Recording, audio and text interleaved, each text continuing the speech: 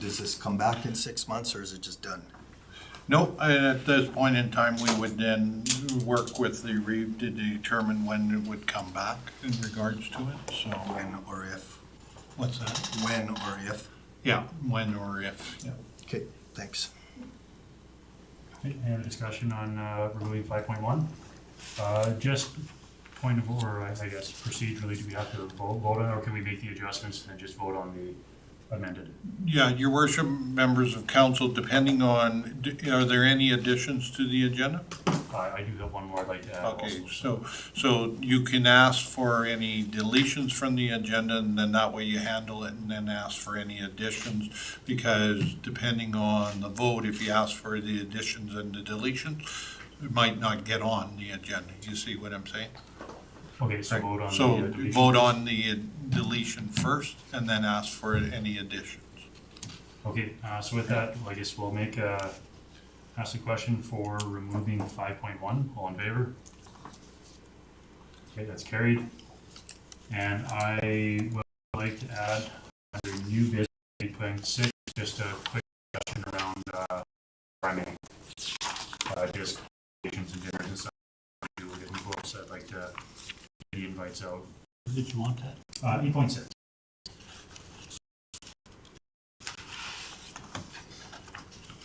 So, seeing that, any other additions or omissions from council? Seeing none, anyone would like to move the agenda I'll move it. as proposed, as amended? Motion on the floor, call the question, all in favor? The agenda is moved as amended.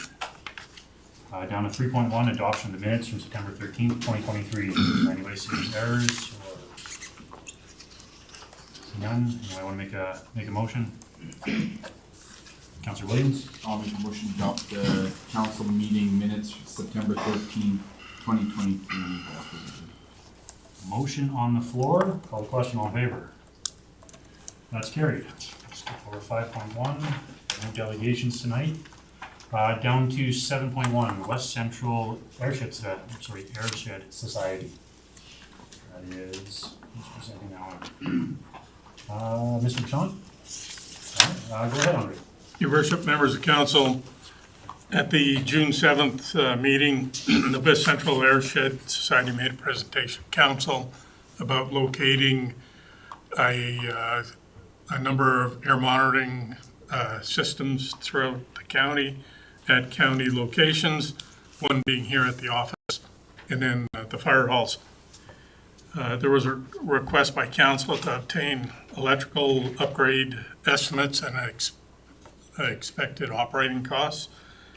For the three locations here at the office, they range between $10,000 to $19,000 with expected operating costs of between $200 and $300 a month.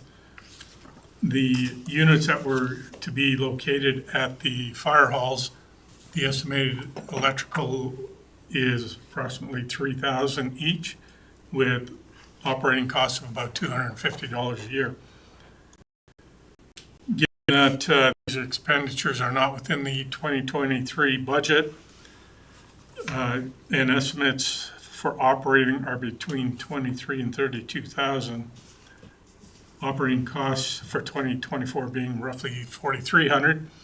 Recommendation is that council directs administration to include the estimated cost for the air monitoring program in the 2024 budget deliberations.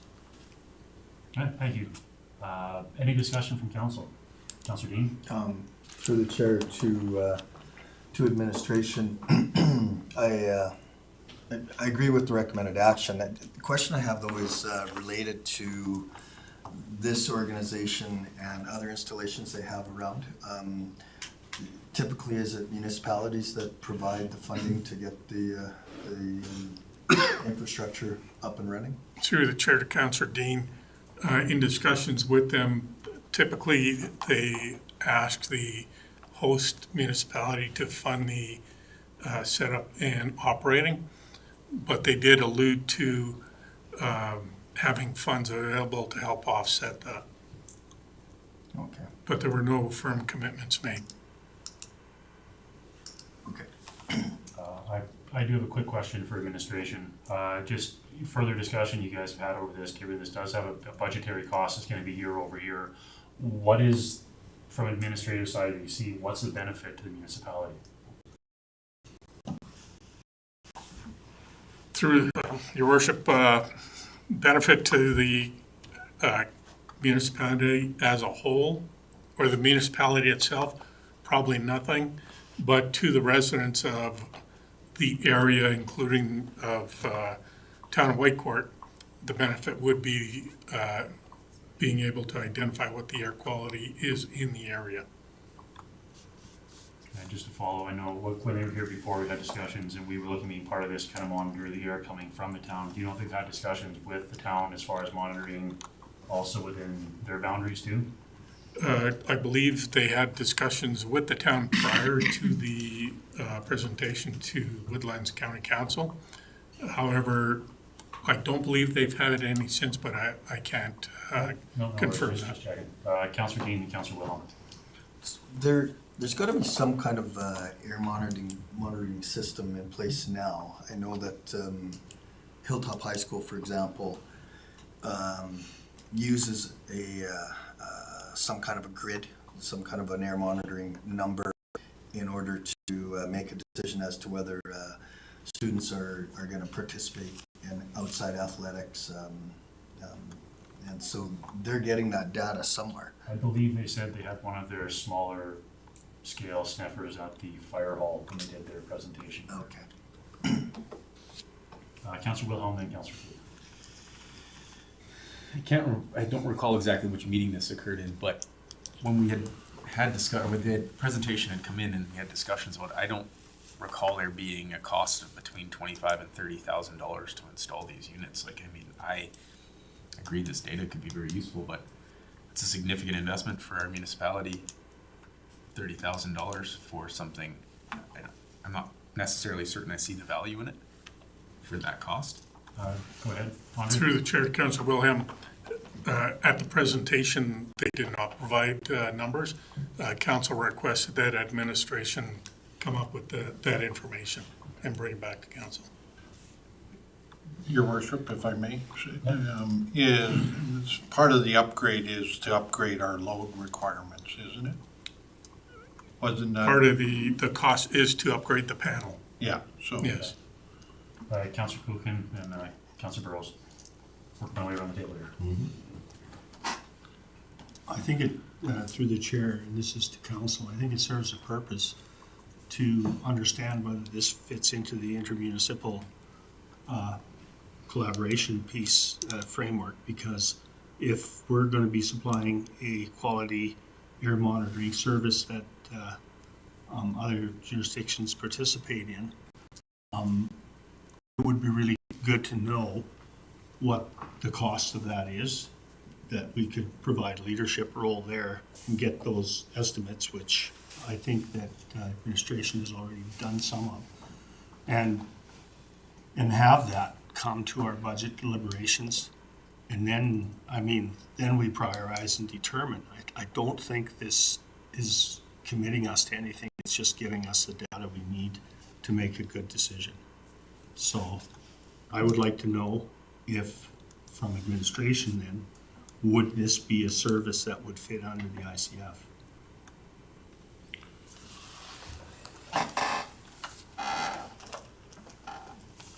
Your worship, members of council, through to Councillor Culkin,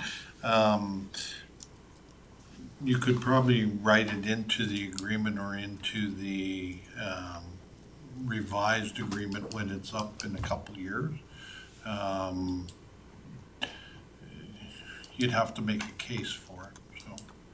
But it is an intermunicipal cooperation or service, right? That you're providing through a third party. Councillor Burrows.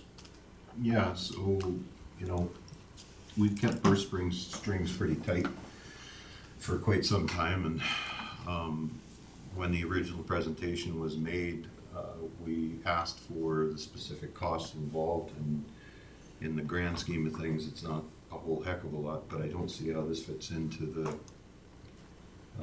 betterment. I think residents would rather have money spent on roads than something like this, so at the moment, I'm gonna speak against the recommended action. If we can get something going with the town or something, you know, more regional, I guess, approach to it with our partners down in the town, that'd be great, but at the moment, I just don't see how this fits. Councillor Preston, just seeing your hand up there.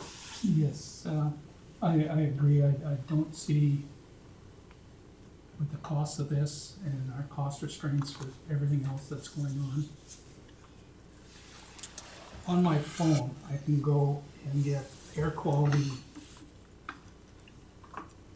for Woodlands County. And it's fairly accurate because with my asthma, I follow it all the time. And today it's low health risk number 2. I don't see why we need anything more than that. So I'm not in favor of it. Councillor Williams? I didn't have my Oh, hand up. sorry, I thought you had your hand up. I have John answered that question. Okay. Any other discussion from council on this? Councillor Wilhelm? Through the chair to council, I wonder if we could meet a middle ground, at least in the short term, with regards to, because I believe that purple air units can be, they look like they're fairly cost effective to install and operate. And then we could potentially seek at looking to do the larger unit in conjunction with someone else, maybe Town of Whitecourt, but like Councilor Burrow said, I think $30-some thousand could be spent in a much more cost-effective manner for the residents than something like this. Councillor Williams? Yeah, I'd be in support of like the 3 at the fire halls. That's $3,000 each, $250 a year. Gives some pretty good data from most of the county, and I would be in support of something like that, but the whole thing seems like a little much right now. Councillor Cogan?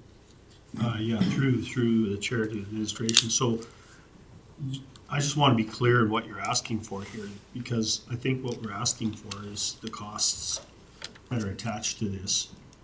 So we know what they are, so we can actually take a direction in what we would want to do, whether we want to prioritize the bigger investment or just do the smaller one or do nothing. So I think this is just stepping this into the budget deliberation piece so that we can actually have good solid information that we can attach to exactly what Councillor Williams said, is where is our money best spent. If we don't have that information, we're really not addressing the RFD. So, Your worship, members of council, we're just simply recommending that it becomes a part of your budget discussions and listed of priorities, and then council would choose which priorities make the end list at for December's final budget meeting. just to administration, if we were to move this to our budget deliberations for further discussion, is the cost would just get, between the full program or like you're saying, the purple sensors, which are a little bit, you give us kind of a couple options on it. Yeah, your worship, we can work with the Watershed Society to determine, I do understand from Councillor Burrows and Councillor Prestige that it is a lot of money, and we do have a lot of other roads that we're trying to rehab and bring back, and we do have other services that are monitoring the air quality, especially kind of closer to Whitecourt and around Whitecourt, where residents can benefit from that too. But it would be nice if we can maybe get a little bit further reaching. Councillor Wilhelm, then Councillor Burrows. I was just gonna motion that council directs, or that administration includes the estimated cost for the air monitoring program into the 2024 budget deliberations. Motion on the Decide floor. Speaking to the motion, Councillor Burrows. Well, I can speak to the motion a little bit. I mean, one of the boards that I sit on with RMA has to do with air quality, and they're actually starting to put specs around dust control now. So, we know there's control issues in the county. So you can can spend money on dust control, you can spend it on saying, yep, there's dust in the air. I'm just pointing that out, so, but yeah, we can talk about it at budget. Right, so we have a motion on the floor to move this to budget deliberations. Any other discussion on the motion? Call the question, all in favor? That is carried. Moving on to budget deliberations. Sorry, your hand did go up, right, Bruce? You're fine. No, okay. Opposed? Okay, I'm opposed. Sorry, can I see you go up and down? I wasn't sure. So, okay, so 7.2, tandem gravel plow truck. Mr. Twack. Good evening, Reeve and Council. I am bringing ahead a RFD for the awarding of a gravel plow truck. We went out to tender on this back in March, and we had got a quote from Western Star on this vehicle. However, they had stated that the chassis at that time hadn't been produced, so they had to wait until the actual production, which was in September, before they could give us the final price. So that price showed up, and this RFD is reflecting that finalized price compared to the March date, where that was just an estimate. So there, you can see here that the estimate did go up slightly, which, like everything else nowadays is, it went up by $4,100 from their March estimate. So we are looking to see if we can award this for that. The warranty and all the extras, that price held firm. It was just the chassis that they had to finalize the price. All right, thank you. Councilor Rose. So I just wanna double check with the administration, because I'm pretty sure, is this the plow truck that we pulled? There were two expenditures that were not allocated, and there was money pulled from a plow truck purchase that was in the budget. Was this not the plow truck, or was it? Mr. Bashan. Through the chair, Council Burrows, yes. We pulled 40,000 from the surplus, leaving roughly 70,000. 40,000 from the surplus, or 40,000 from the plow? 40,000 from the surplus of what we budgeted for the plow. From the 540. Correct.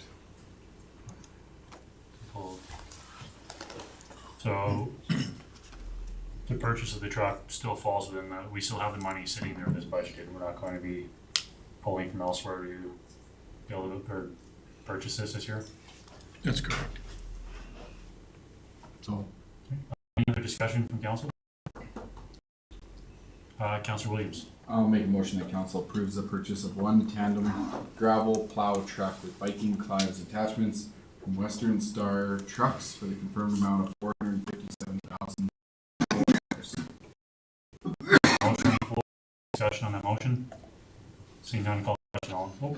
Councilor Buchan. Yeah, just through the chair to administration. Just curiosity, is this to replace the one problem unit that you have right now?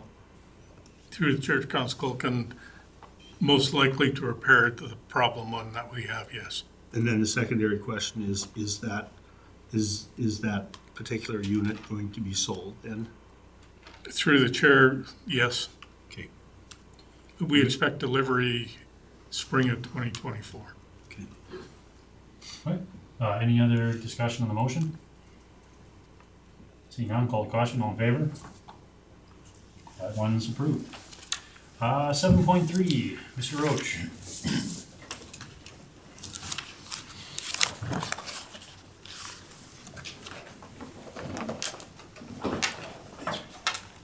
Good evening, council. Pardon me. Once again, my pleasure to be here in front of you, and you have in front of you a RFD regarding establishing a meaningful pathway for Indigenous inclusion, and it's been forwarded to council from our Indigenous Awareness Subcommittee, which was established earlier this year. There is a schedule attached on Schedule A, and the recommended action is to adopt the Indigenous Awareness Subcommittee recommendations that are in Schedule A. Right, thank you very much, Bert. Any discussion from council on this? Councilor Dean. Through the chair to Bert, just want to say that I think this committee, while it was just struck this spring has made great strides, sorry. And really appreciate the work that you put into this RFD. I know it took some time and some collaboration with other folks in the office, but I believe that what you came up with on Schedule A is a really good start.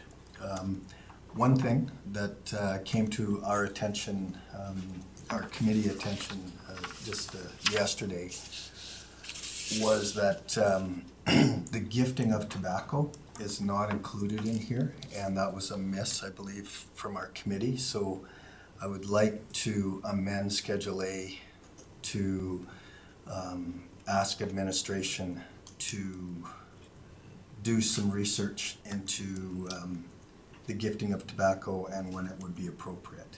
For example, you know, one of the recommendations, number 2, is ceremonial procedures at org meetings. I believe that if you're going to invite an elder in to conduct a smudging ceremony, that likely is an appropriate time to gift tobacco. But I'm not an expert in it either, so if we can include the gifting of tobacco somewhere in here, I think we've made a good start. Mr. Roach? Thank you. So, thank you, your worship, and thank you, Councillor Dean, for those kind words. It really has been a group effort, but very happy to know that we've got something that looks good in front of council. And just along the lines of what you were mentioning, I just have a short piece to read here, just on tobacco offering. So it's generally a universal protocol among First Nations people. Other gifts may accompany tobacco, including blankets, cloth, guns, or horses, but however, many knowledge keepers and elders teach that gifts given are at the discretion of the person. And tobacco always is used to recognize the gifts that the elders will bring. So it's a way to say thank you for them sharing their stories and their knowledge. So that would be part of the rationale. And certainly I think it makes sense to add it to either 2A, or we could incorporate it into having it as a protocol in that land recognition treaty, saying that when we do have elders, or there may be certain times when we wish to have that tobacco protocol or that gifting protocol. So I think either under 1A or 2A, it makes sense to add it in. Councillor Dean? So through the chair back to Bert, so just for clarity then, would it make sense to accept Schedule A and direct administration to come back to a future meeting with a revision? The note that I've added here is that under 1A, if we would say, we would also add a protocol for tobacco and gifting as needed. Okay. So if we were to incorporate that in under that land recognition under 1A, that might be the easiest way to address it tonight, but whatever you're comfortable with. Any other discussion from council? Councillor Dean? If there's no discussion, I'd be prepared to move that council adopt the Indigenous Awareness Subcommittee recommendation and directs administration to implement the recommendations from Schedule A, including the note on tobacco gifting. Mr. Frank? Well, that's fine. His motion's fine. I would just say as amended, as per discussion, but Any discussion on that motion? Seeing none, I'll call the question. All in favor? It's carried. Thank you very much for a lot of work on that. And we'll see everybody this weekend on the 3rd. Thank you. Down to new business. Groundbreaking at the CYZU. Steve, good evening. Good evening, Council. Back in 2018, we did some logging on the inside of the airport. Last year we did some spraying. We tried to do some groundbreaking last year, but we didn't have enough money for the bids that came in. So we budgeted some money, brought forward some money from the 22 budget into this year, and we budgeted some more. I think we carried forward 80,000, and then we budgeted an additional 100,000 for the 23 budget. I put out an RFP on APC and locally advertised for it. We had 4 bids come in.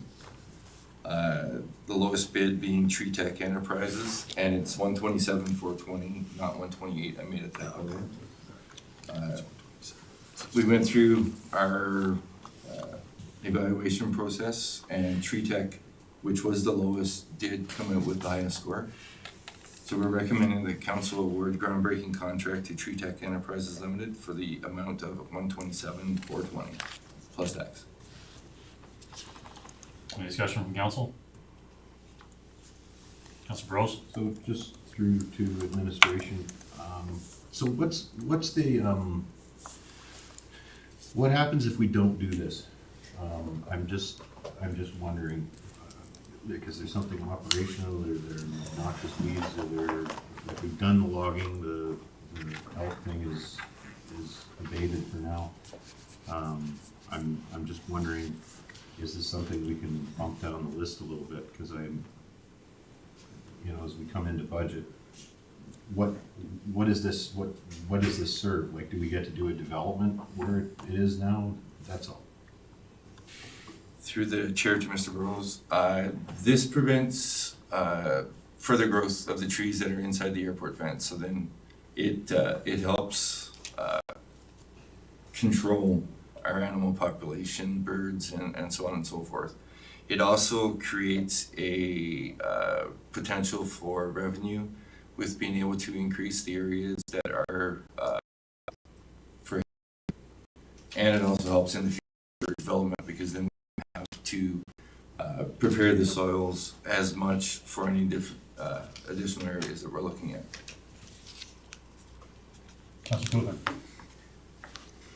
Yeah, through the chair to Steve, I'm just curious as to, what our options are, and I think I'll just attach this to Councilor Burrow's comment, is that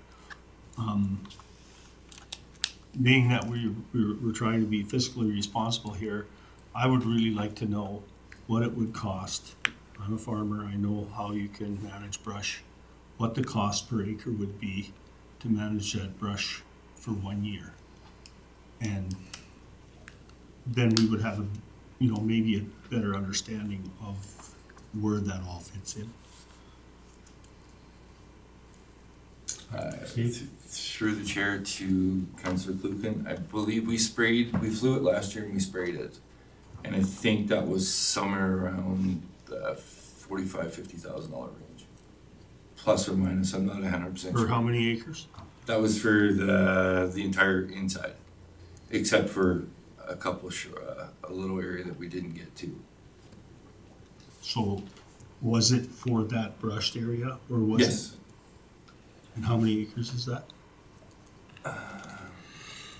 70 plus or minus Hectares. hectares. I guess it's more expensive to spray brush in the airport than it is on a farm. Through the chair to Councillor Kluken, the area is pretty wet, and we chose to spray it through a helicopter, because at the time the prices that we had come back to actually being able to get a tractor unit or a track unit to actually be able to spray it that way was actually more money. Because we do aerial as well, so it still strikes me as being tremendously expensive. And then the question that I would pose is that you mentioned it was quite wet, so are we gonna generate any revenue with the current bids that come in on HALAD? Like, I really am at a loss to where we sit here, because this is just, let's do this, and we're going to control the brush, but what is the value proposition here? Just a comment. Anything else from council? Anything else from the administration? Okay, what's the will of council on this? Actually, I do have a question. Councilor Wilhelm? Through the chair to administration, Steve, I guess. Is this gonna increase costs at all to delay it another year? Would it be more expensive, or like what what's our, again, these guys are talking about return on investment of doing this, but if we delay this one more year, is it gonna significantly increase the cost, or is it gonna be the same cost again next year? Through the chair to councillor, it probably will increase it because then there's gonna be a lot more saplings that they're going to have to do. In which case, at the moment, it's, because we sprayed it last year, a lot of those trees that did die, their roots are not as entangled or whatever. I'm not into farming whatsoever, so I'm only just going off of what people have told me, so. Andre, do you have a comment there? Yes, through the chair to Council William, we did put this out for bids last year, I believe, for the groundbreaking. Last year, the lowest price we got was $260,000. For spraying? No, sorry, That's for that was for groundbreaking. breaking the land. And this year we're at 130, so a little bit difference. Councilor Dean. Just through the chair to administration, to clarify this for me, so at the end of the day, if this groundbreaking was to take place, then you're gonna have 70-ish hectares that can be mowed and hayed. That's the net. I think what Councilor Burrows was asking is, why are we doing that? And that's the why. Through the chair to councillor, yeah, that is the majority of the reason, yes, is to get it and to control it, and so it doesn't happen again, to get us back into a situation where we have overgrown vegetation into the airport, which is going to actually then increase wildlife. Okay, and this is part of our current 2023 budget. Councilor President. Through the chair to administration. So if they're gonna be breaking this, how are they breaking it? Are they mulching it or disking it or Never seen plowing cost of this? 800 to 900. Through the chair to councillor, mulching, Mulching. multiple passes to break it down, pretty good. Councilor Coogan. Yeah, I just did the quick math, and I know we've done brush control. I'm familiar with one of the guys in Westlock that does it. And the quote that you gave was approximate between around $800 an acre. And that's not anything that I've seen. And it doesn't matter with the aerial application generally is yes, more, but not like 300, 400%.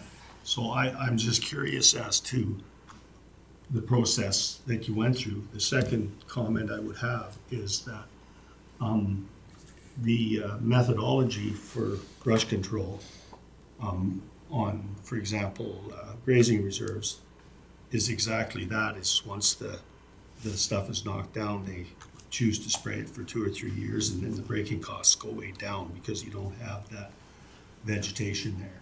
So I just think that we need to do a little bit more research on this to determine whether or not we're actually getting the value from whoever's doing this work. Any other discussion from council?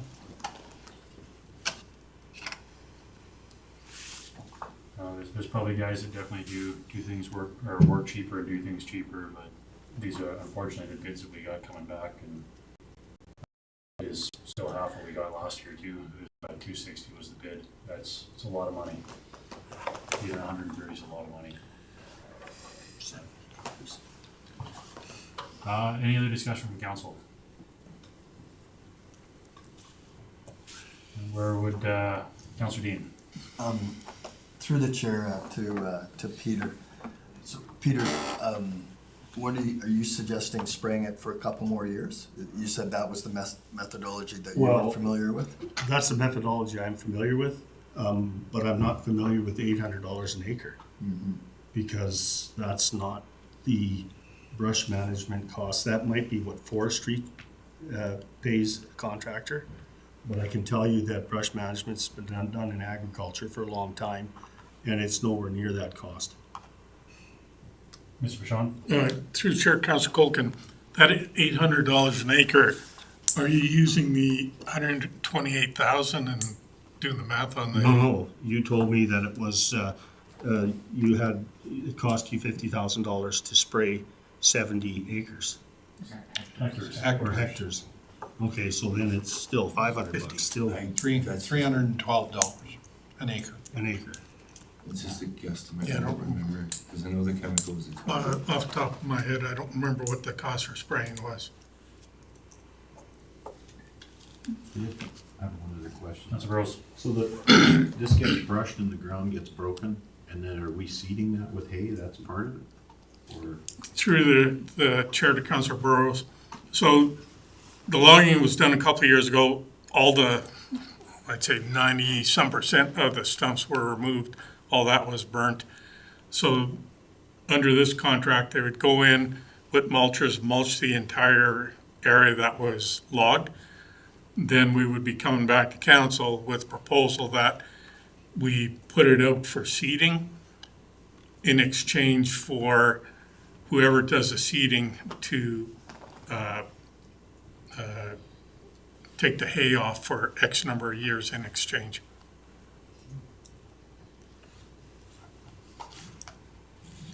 Councilor Wilhelm? Through the chair to administration, so what, I guess, these guys are looking for a return on investment here on that amount of land, and it's hay, what kind of money can the municipality make off of that? Through the chair to Councillor Wilhelm, I believe we are getting roughly $6,000 a year on the, I think is it 49 hectares It's something like that. that we put out for hay right now? You said 6,000 a year? Yes. Yeah, that's about right. Councilor Prestige? Through the chair to administration. So when we logged it off, we made, I forget how much money off of that, and then we paid for stumping. Is there any money left over from the logging to go against this, or? Through the chair to Councillor Prestige. So when the internal area was logged, the funds that we got for the sale of the logs paid for the stumping of the entire area. And I believe we received something like $16,000 surplus. The funds that we have, the 80-some thousand, that is funds that we received from the logging that took place outside the fenced area to the north of the airport. And that's at 86,000 in here that was earmarked for the land breaking. And then, as Steve mentioned, we budgeted another 100,000 for this project under the 2023 budget. So we have 128,420. So do we subtract that 80,000 off that we have for the additional logging we did? So the through the chair of council presses, so $128,000 would be paid from that 80 whatever thousand we have left, plus the additional 100,000 we budgeted to do this. So probably 50,000 would come from that 100,000 we budget in addition to do this. So it's not a full 128,000 coming out of the budget, right? Councilor Wilhelm? Through the chair to administration, so I appreciate the clarification. Maybe in the future, put that in the RFD so it's easier to understand, because it sounds like you were just asking us for $130,000 to break the land, and only 80,000, and what it looks like is only 80,000 was budgeted. So you're asking for, in my opinion, the RFD looked like you're asking for another $47,000 to do this. So that's, I think, where all this discussion is coming from, is we're not clear on the numbers, or the numbers weren't very clear in the RFD. Councilor Cogan? Yeah, I just checked, the product that was used in brush control that I'm familiar with is called Grazon. I don't know what the active ingredient is, and it can be applied aerially or on ground. And, I'm just I know you can attach a per acre cost to that, and give us that information. We pay 10,000 this spring.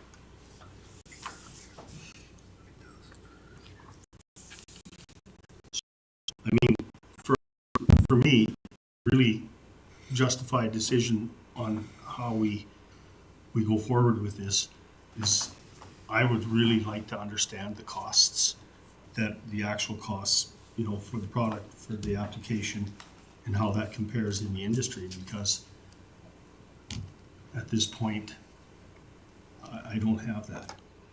So, I mean, I can find out, but Councilor Wilhelm? Just for clarification to administration, in the end, we're under budget on this, are we not? Because we have, okay, and that's what I'm saying, like, if we're under budget on this and you're not asking for additional money and we've already budgeted this money plus the surplus we have from the logging sale, then we're not really, shouldn't be an issue. We've already budgeted for this money. They're not asking for anything extra. Councilor Rose? Through the chair, I would agree, the money's already been budgeted, but we're coming up to some significant infrastructure spends that are gonna be coming in this next budget, in the millions. And if there's money that can be pushed out of that budget and move forward, and we don't have any plans for that land, it sounds like it's gonna take us probably 3 years before we get a return on investment of 12 grand a year. I just, we don't have anything planned out there, we don't have anything going. If it gets sprayed one more time, and in a matter of a year or two, it's not gonna spring up 16-inch oak trees, so, that's my, and I hate to be this guy, but right now, there's 3 things I'm worried about, and it's roads, roads, and roads. So, if this money can be pulled forward, great. Mr. Sean? Through the chair to council, if, just for information, if council chooses not to proceed, then those funds would stay within the airport reserve.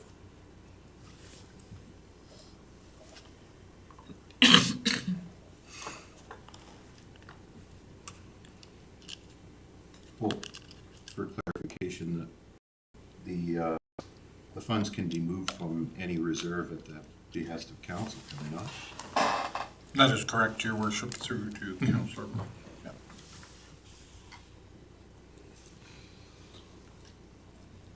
Right.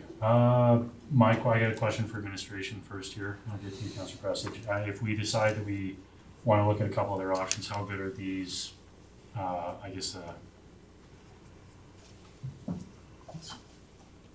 sorry, I can't think. Quotes? The quotes, there we go, that's the word. The quotes from the individuals, how long are those good for? Through to the chair, I think I had for 30 days, and I've had them now for a week and a half, I think, 2 weeks. Okay, Councilor Prestidge? I think we gotta look at 2 different scenarios. Either it's gonna cost us $40,000 to break the land, we're done with it. It's broken, somebody else is gonna seed it. And it costs us $40,000. If we look at spraying it for a couple of years, we could use that $40,000 or the $80,000, we'll use it, a very good portion of that, and then still have to break it in the end. So either we bite the bullet now, or we use the money and then we can't do it when we have to do it. So that's it. My other question for administration, before we move on this, would administration be able to bring back the price of spraying at our next council meeting? Just so we have an option, we know what those costs are, and then maybe deliberate on this in 2 weeks? That's doable. Yes.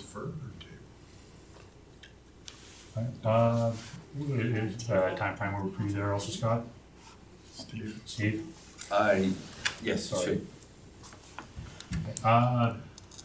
Any other discussion from council? Anybody wants to make a motion one way or the other, we can. Let's see. Seeing none, I'll make a motion that, council administration to bring the groundbreaking back to our next council meeting, with the addition of the cost of spraying for the same area. So your worship, so you're tabling this, item 8.1, to the next meeting, October 8th? 8th, correct? What's our next one? 11. October 11th. And with additional information on the costs associated Cost of with. spraying. Correct. Yeah. That work for administration? Any discussion on that motion from council? Seeing none, I'll call the question, all in favor? And we will see that one again in a couple weeks. You'll need to check with they'll extend their. Alright. Thanks, Steve. 8.2, 2024 preliminary budget discussions. Mr. Frank. Your worship, members of council, the administration is in the process of preparing the 2024 operating and capital budget. The financial recovery plan indicates a 1% increase to the expenditures and a 3% increase to the tax mill rate. We're confirming that with council tonight, if that's still the direction, with the understanding that council has indicated to them a number of items that administration is to look at. And when I say cold mix, I also look at ACP on the cold mix, the rehab project, so that. The other thing that we've attached is the financial recovery, as well as the timelines that we anticipate that everything, if everything goes to accordingly, we would then have things adopted in December as previously done in the past years, and then go out to the public in January, February with their input, the proposed budget. And then again in February, March, looking at any adjustments based on the assessment once we know the final numbers. The other thing that I draw to council's attention, and Mr. World was away, so I couldn't get this until today. This is the information that's been provided since we've been in the financial recovery process, and in 2019 it shows where we're at in regards to our entire working capital and how we've begun recovering over the last 4 years, and that number is projected as of September 27th of this year. So we still have what we believe is an estimated $12.5 million worth of expenditures. And then that number would then be determined. However, we do believe that we will, by the end of this year, fully refund our reserves and have some additional operating or working capital funds available to that we can move forward with in 2024. Councillor Wilhelm. Through the chair to administration, just a couple questions on the large spreadsheet you gave us here. The excess working capital / shortfall, is that $2 million?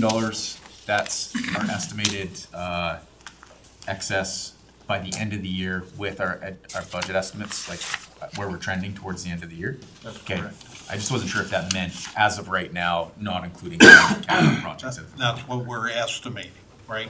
It may be more, or it may be slightly less. Okay. I have a question to administration, given where we're at, again, on the estimates for the end of the year. We did have a challenge on the tax rate there from industry. Has that concluded or come through yet, or is that how does that play out with that number? That number, we've allowed for contingencies in regards to that matter, and that matter is calculated, is included in part of the 12.5 million, because we've taken that off and put it aside in reserves, in the capital reserves. So in the event that the industry is successful in their appeal, and I gather that's what you're talking about, that money has been set aside. If they're unsuccessful, you'll then actually have additional surplus, but depending on when that is heard, it could be up to 2 years. No, I'm just making sure we're not over. These are conservative numbers. Councilor Burrows? So we run into this, verbiage around tax rate increase of 3%. So that's an increase of 3% in revenue or 3% in the mill rate? 3% in mill rate, Okay, so tax rate. if our assessment goes down, when we get our assessment, we're still gonna go 3% increase in the mill rate? That's what we're proposing at this point in time, and then you would have to decide that if you have a shortfall of revenue, determine whether you do expenditure cuts. That's correct. And this again is kind of where I'm getting at. So if our assessment goes up 10% or 20%, and then you tack another 3% on the mill rate on top of that, we're generating 10-15% more. I think these calculations, I keep saying this over and over again, these calculations need to be based on revenue, and we'll deal with the mill rate when the assessment comes in. Councilor Wilhelm? Through the chair to administration, I'm gonna highlight this again, although I did the last meeting. Myself and Councilor Burrows really would like to have a tax bylaw subcommittee so we could have more robust discussions around this kind of thing, and it very directly impacts budget time. So I would like, I'll ask again if we could have something moving towards that, as we're 6-7 months away from our next property tax bylaw in the spring, and I think those discussions need to happen sooner rather than later. I would also mimic that I think before we get to our budget time, if some of the tax conversations we have might adjust some of the tax rates around, we'll say airport or industrial park or something, or the industrial park out at the airport, which is one of the discussions we wanted to have. It may affect some of our numbers that we're projecting on, so I think we need to be having those discussions a little bit sooner than later. Yeah, your worship, members of council, unfortunately, again, with the Director of Corporate Services leaving the organization and having an intern who was already committed to something, I don't, unfortunately, again, tonight he was unable to due to some family matters that he had to take care of, but that's the reason we haven't moved on the tax policy. So Mr. World is making every attempt or effort to continue to assist us, but he has other commitments too, so. Councilor Wilhelm? Through the chair to administration, I totally understand the situation with our corporate, one of our employees leaving. I still think that the framework around that subcommittee could be created, and the subcommittee could be created for when that director is back into place.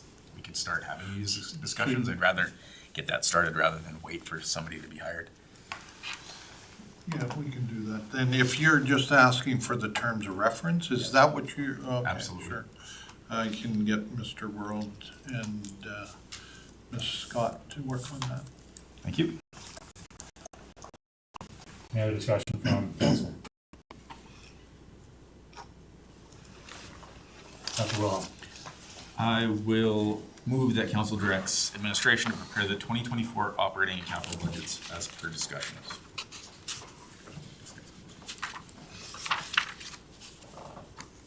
Motion on the floor, any discussion from council? Just one question, Yes, Councilor. I guess, so that I get clarity. When we say a tax rate increase of 3%, that means that this year's budget would be based on an increase of 3% mill rate on last year's assessment. That's the number you'd be using for the budget? Yeah, that's correct. Thank you. Any other discussion from council? Seeing none, I'll call the question. All in favor? And that's moved. Your worship, if I may at this time, and we'll have an RFD at the next council meeting, but if council can start to think about some budget meeting dates that is available for the month of October and November, with the understanding we're looking at later in October because staff is in the process of preparing the budget. So we'll have an RFD at the next meeting, but just to let you guys start thinking about dates and availability. Councilor Rose? Can, through the chair to administration, can we just throw out a Google poll for some of the dates and then Oh, we get some that's a dates good idea. nailed down? Yeah. Everybody's got a pretty hectic Earlier. schedule.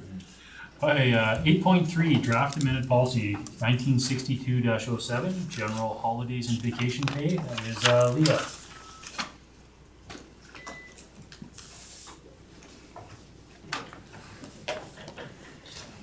Good evening, Council, Marie. So the next three of RFDs that I'm going through were previously brought to G&P on September 20th. And the committee recommended that they be forwarded to council. So additional information was requested on the financial impacts of the updates to each policy. So those have now been included in each RFD. So starting with 8.3, general holidays and vacation pay.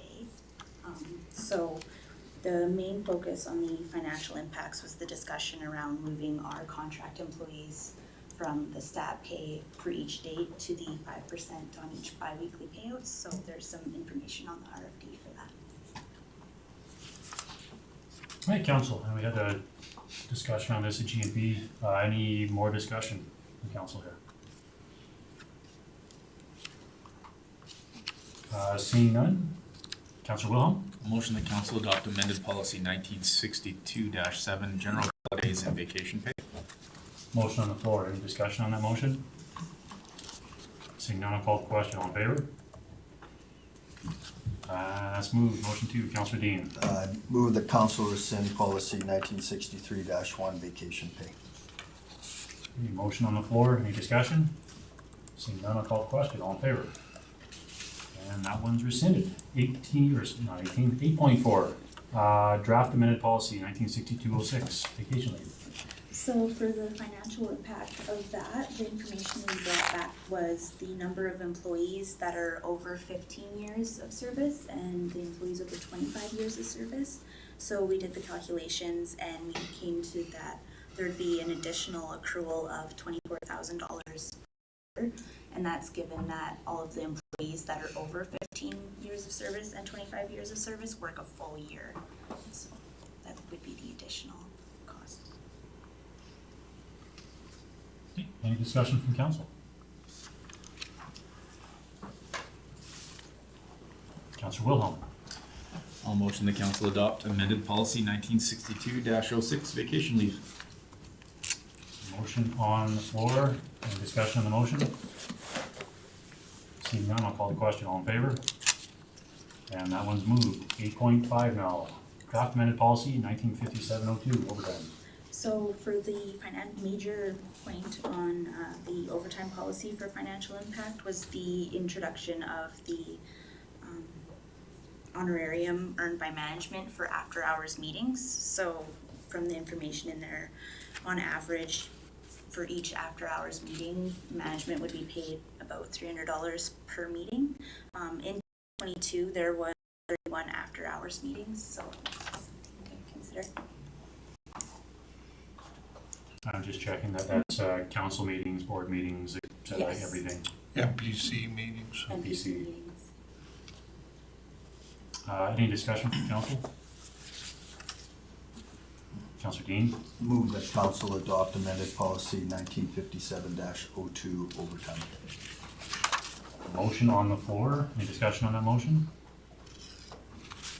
Not seeing any. Call the question. All in favor? Okay, that one's carried. Down to 8.6, RMA discussions. This is mine.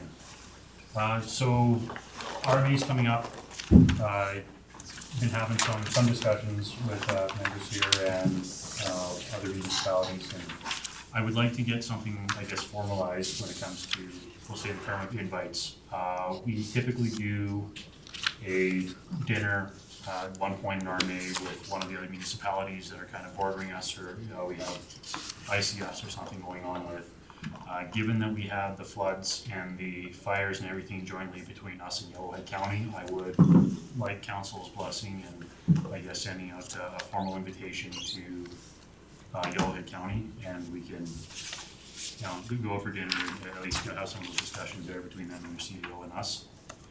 And along with that, inviting the 3 MLAs, 2 from our municipality, and Mr. Getson to join us in the meeting, or at the dinner. Another thing, I guess, coming up here also is we have some of the ministers are putting out deadlines already for our meets, which is one of the reasons I wanted to do this currently. Transportation minister sent out an email beginning of this week, end of last week anyways, that the deadline, if we want to meet the transportation minister at RMA or try to schedule the in with him, is this Friday. So discussion, is the Minister of Transportation somebody that council wants to have a discussion with? I know we just had a designate out and we kind of did a road tour and some of the stuff, but Councillor Koken? Yeah, just to comment on meeting with the Minister of Transportation, the sense that I got from the meeting that we had with the designate from transportation here was that it was pretty well just the brush over, and I think that it serves a purpose for the bridge at the Athabasca there on Highway 33, and the 2 really bad erosion problems need to be pushed by us at the minister's level. Councillor Rose? Yeah, through the chair, I think there's another opportunity there too around some of the STIP funding. If you look at, Woodlands County taxpayers are on the hook for maintaining that airport that we've got, which is a blessing and a curse all in the same sentence, but we had all 4 water bombers that exist in the province sitting at this airport and then they were back again. So this has become a fairly strategic hub, but all the maintenance is being handled by Woodlands County residents. So it would be nice to have a conversation with the transportation minister, especially in light of the review that they're doing on the AHS sites around airports, around funding some of these airports properly because they're a benefit to the province. And they just got dumped on the municipalities because, so in the 90s, the feds wanted rid of them, so the Liberal government of the day said, nah, we're done with airports, we got rid of them. That picked up, the province picked up a few airports, and the province said they were done with them, and they dumped them off on the municipalities. And the municipalities have been, and this is part of the downloading trend that we've seen over a period of time. There's also some changes around bridges, that there's a really good conversation to have that may add significantly to our bridge file. And also the Arctic grayling, is that the little critter that's in every little 6-inch puddle of water running through the culverts? It's now a bridge, so yeah, we can have some conversations about those lots of things. I definitely agree. That's why I wanted to bring it here, because we have the 29th is the deadline for getting the request in. So I'm going to get to here first and I get to you. Yeah, just your worship, sorry, and it's only allowed 3 items, so you have to prioritize your 3 items. Councillor Kogan? Yeah, I was on a link today. The federal government has some disaster relief programs as well. And it would be really interesting to see how they link into the provincial programs, because there is a connection there. And that would be a question we could ask as well. Just to ask that question is, how does that fit in? Wait, so Councillor Whelan? Just to ask or to add to Councillor Burrow's comment, when we wrote for that protection plan thing, we were chatting with the guys out there, and they said that I believe our airport is one of the busiest in Alberta, and with regards to forestry and the government using our airport, you know, it'd be good to know of the percentage of touches. I believe that's when something's moved within, often on the airport, if I'm incorrect, Councilor Burrows, you know. Movements, okay. It'd be good to know what percentage of that is actually coming from those bombers or, you know, fire stuff or fire equipment that's moving off and on the airport, because each one of those movements must be an impact on our infrastructure each time. Councilor Rose. Well, and specifically to that point, you can smash a 172 onto a runway all day and not do any damage whatsoever. It's like running a bicycle up and down the road. It has very little impact on the infrastructure. But if you start pushing heavy aircraft down there, they're ripping the infrastructure up, and there's repairs and costs associated with that. So that's really why you need to get in when you're dealing with the heavier aircraft. Right.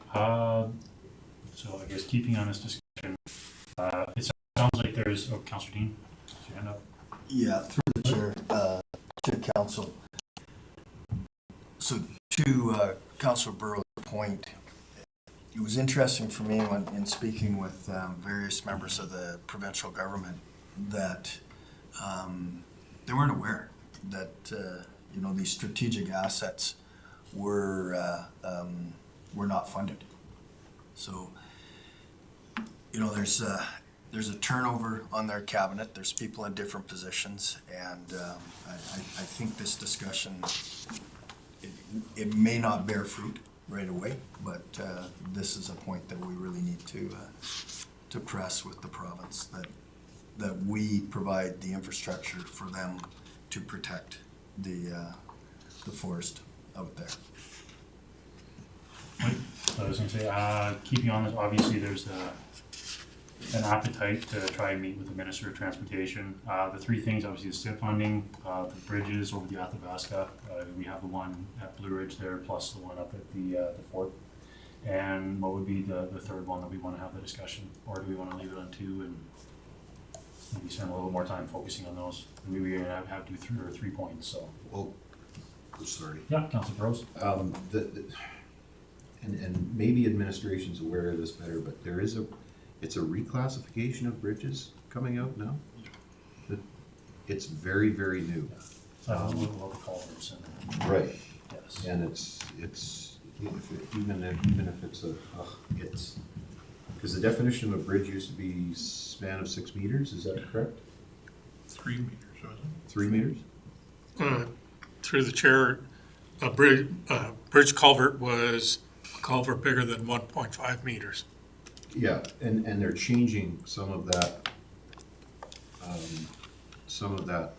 structuring around that language, which will require us to put different culverts in for some of these. There's a cost increase because they're reclassifying some of the bridges. And I don't know if you can sneak that in with bridges, but I think that would be a very relevant one, because it's adding a significant number of bridge files to some of the municipalities at a big cost. I agree. We got three topics to bring up, so we can definitely make that as our third one, because that could have a very high impact on not only our municipality but others. So I guess before we move on to the next part of this here, do we make a motion for Councilor Coogan? Okay, so we have two different portfolios so that we're looking at meeting with, or are we just meeting with transportation? This is just this one. I got another invite for another. We don't have a lot of the MLA invites yet. Okay. So this is just one because this came up for the 29th is the deadline, and I personally feel the transportation would be a good one to talk to. And after this, we'll get one more for the RCMP. We'll have a discussion on that if anybody wants to sit down and do that too. But if we get a motion to at least move for administration to try to set, I'll make the motion for direct administration to try and set up a meeting before, I guess, by the 29th of this month, because that's the deadline, with the Ministry of Transportation focusing on STIP funding, the bridges over the Athabasca at the Blue Ridge and up in Fort Assiniboine, and the reclassifications that they've come up with on culverts. Councillor Dean? Airport? That's the STIP funding. Yes, that's it. I don't know, maybe you wanna call it reports or something. To administration, yeah, does STIP funding work, or should we Yeah, put no. funding around airports? Your words are members of council, and I believe Alberta Transportation is well aware. And we'll explain it in our email, and then we follow it up with, by the 29th, we'll have an email out to them saying these are the 3 topics, and then we'll do briefings with them in the next month so that they're ahead of it, knowing and understanding the issue. Okay, does that clarify it for you, Councillor Dean? Yes, it does. Mr. Sean? I'd just like to point out regarding STIP, I believe the deadline for STIP applications is October 31st. Yeah. Okay. Any other discussion on, I guess, my motion there? See none, call a question, all in favor? Okay, next one down, we do have an invite for the RCMP if you want to have a discussion with your RMA as well.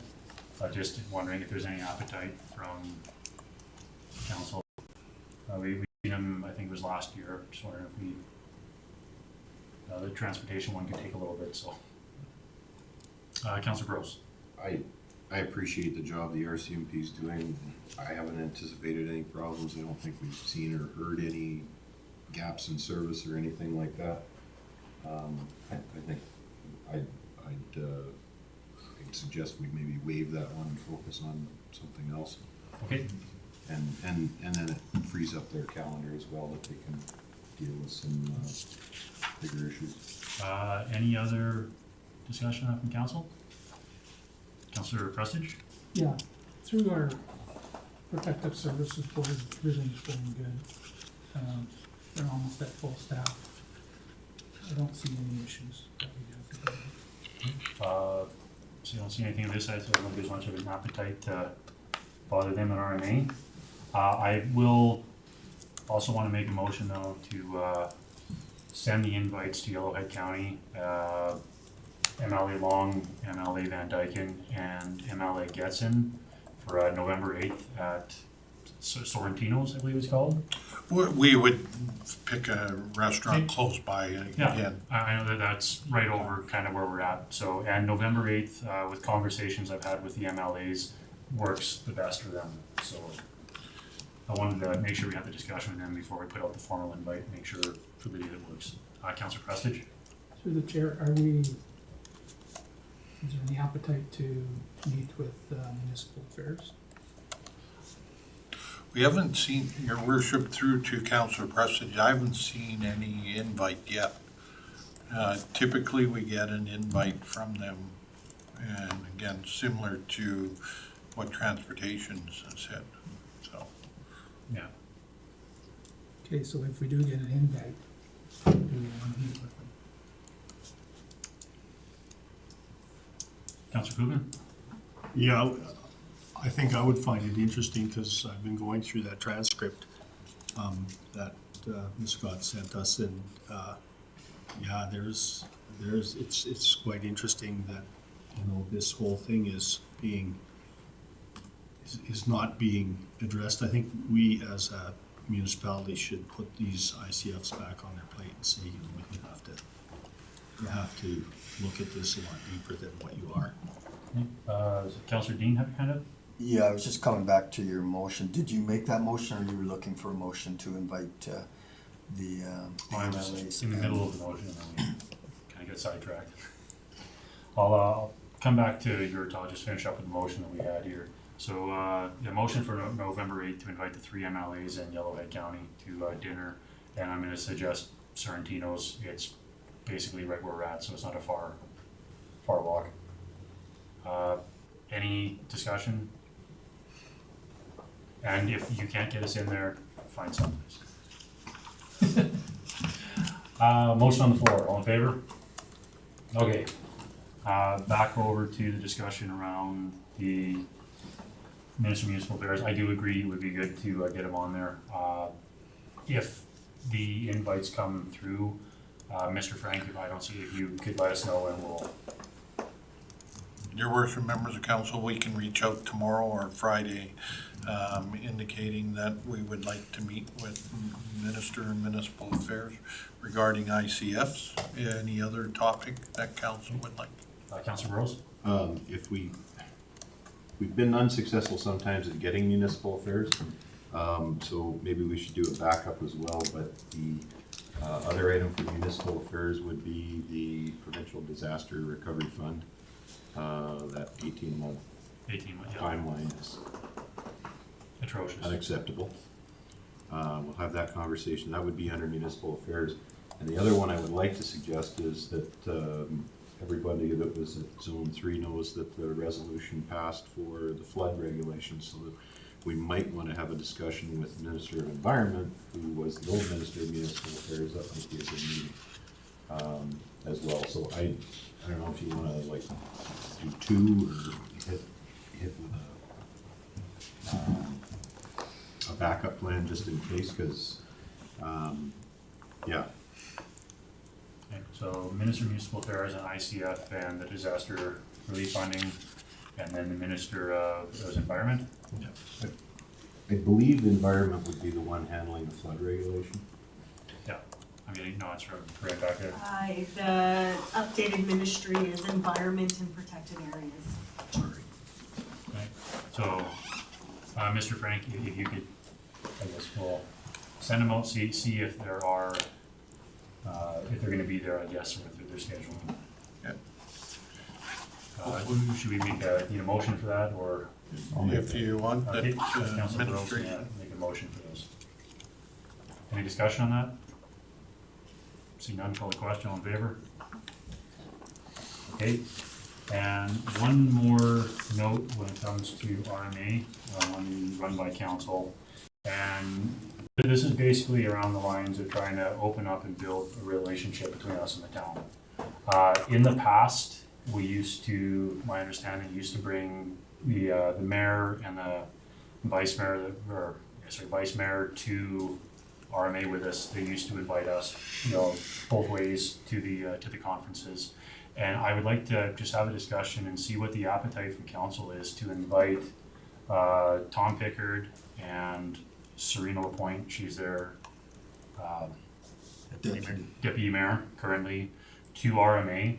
To come along with us covering, I know it's gonna be a budget expense, but I would like to cover their RMA fund plus the hotel. Honorariums, they can cover that through the town if they decide to come with us. But make them part of the group, bring them along. I personally feel that if they're at a truly rural conference where the discussion is around rural and along what we need and what other municipalities who are similar to us are leading, we might be able to shift the lens with the focus a little bit more from what they're seeing from just the AM scope. And especially if we're going to be doing a meal with the MLAs, if we bring them with us too, try to extend the olive branch, show that we're trying to work on something. It might give us a little bit of favor with the MLAs also. So that's just my feeling, my thought. I would like to have a discussion and see where council's at on this. Councilor Dean? I fully support that. I think it's a good first step. Councilor Rose? Question of clarification, in the past when we were invited and went to were the expenses covered by the other municipality? That I'm not sure. I don't think they were. Your worship, members of council, I believe the registration was covered by the host municipality. Their rooms were their responsibility, if I remember correctly. Wow. But we'll verify that. Any other discussion, council? Any thoughts? So Councilor Williams and come on, Councilor Hall. Yeah, I think it's a good gesture, and maybe it's nice to see what goes on there. Maybe they've never been before. Nice to see it both ways, and I support that as well. I can say personally for myself, going in the spring to the AM convention, I found, you get a little bit more of an understanding in some of the things you're coming from.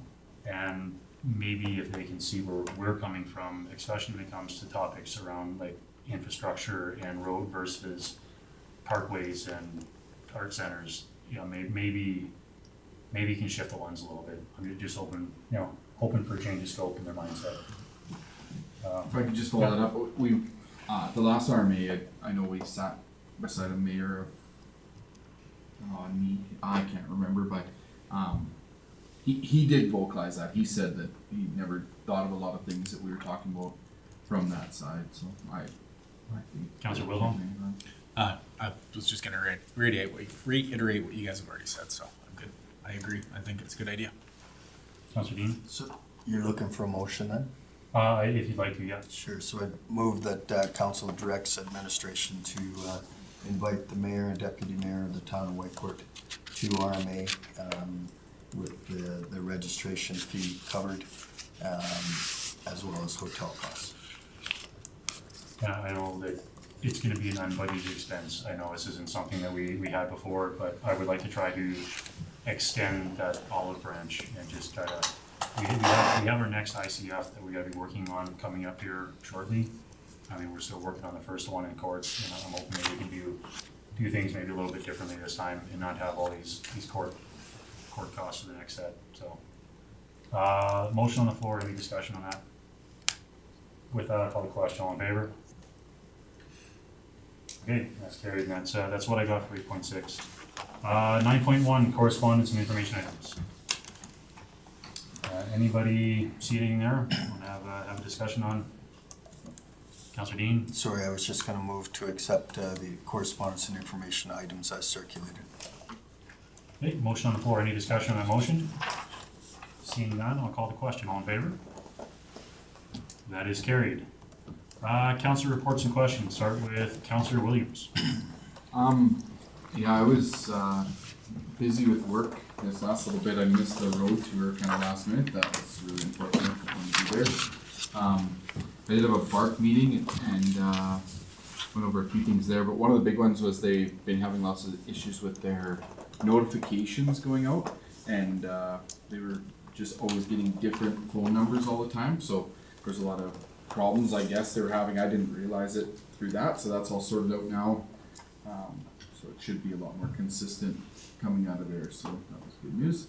And then they also, Bob Dodge was there, the sergeant in Barhead, and when they rolled out the engraving program in Barhead, they noticed like an instant, maybe it was a coincidence, but instant decline in catalytic converter thefts, so maybe that's helping. He's optimistic that it is, so Westlock's looking at maybe jumping on board with that as well, because they've noticed pretty good results, so hopefully that keeps helping out, but that's all I had. Okay, any questions for Councillor Williams? Councillor Prestidge? This goes back quite a ways. Peter, Councillor Colton and I attended a luncheon with Premier Smith and MLA Van Dyken in Westlock. It was good. She answered a lot of questions that were, I'm gonna say canned questions. And then they asked if the audience would do 3 questions. And I actually got my hand up in time, and the question I asked was about our disaster relief 18 months. And Premier Smith had no idea about it. She asked me, is it 18 months when you get paid? And I said, no, that's just 18 months to find out whether you approved. And she couldn't believe it. And she looked over at MLA Van Dyken, and they both said bureaucracy. So it's not the MLAs or the premier that's holding it up, it's the administration. So I don't know if anything will come, but at least she knows about it now. Then we had the Blue Ridge Family Fun Days, very well organized. Hats off to Heather. She did a fantastic job. It was more directed at kids. And there was people from all over the place. They couldn't believe that we offer something like that, and it's free for the families, and so it was great. I know I cooked about 350 hot dogs. How many did you eat? Not a one. Not one since.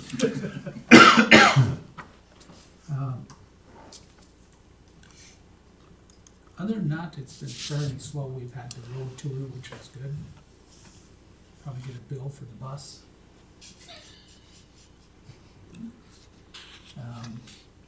Then on Saturday night, Councillor Wilhelm and I attended RCMP regimental ball. And hats off to Councillor Wilhelm for his excellent speech. Thank you. It was very well attended. It's always a good event. Had a great meal, which is always sponsored by Eagle Tower the casino, Eagle River Casino. And that's about it. Okay, thank you. Any questions for Councillor Prestidge? Oh, there was one more. Okay. We went to the carbon capture conference. It was excellent. I had so many questions when I went there, and I now understand the whole process. Luckily, we sat with 3 engineers from Imperial Oil and 2 engineers from Stelco from Ontario. And it was just a wealth of knowledge that people would come back with. So glad I went. Any more questions for Councillor Prestidge? Councillor Burrows. Yeah, so I attended the ABPA open house, and you know, whenever you get a counselor next to you, there's always a bunch of questions that are asked that aren't necessarily related to the airport, but we got some questions around the and this is one that I didn't know how to answer, but was Alberta Wildlife relocating cougars in the area around Whitecourt? That was a rumor that had been out there. So, but the other one that I think that was fairly substantial was and we talked about some of the logging at the airport.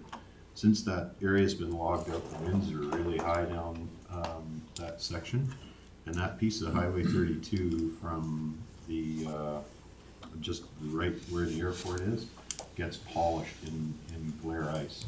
And if the wind's strong enough, I have uncommanded lane changes into the oncoming lane, and I'm not the only one who's experienced that. So they were asking us to look at some kind of snow fencing or something that we can do maybe through Alberta Transportation, because Alberta Wildlife told us to cut the trees down. Now there's a problem on the highway. so it wasn't our idea, but it would be nice to look at that maybe before somebody gets hurt. The other thing, am I going to steal your thunder if I mention this RMA meet? Go ahead. Okay. The back when we were doing the assessment and well review, we had a meeting with a few MLAs and a few ministers and probably about half a dozen municipalities, and we got into this room, and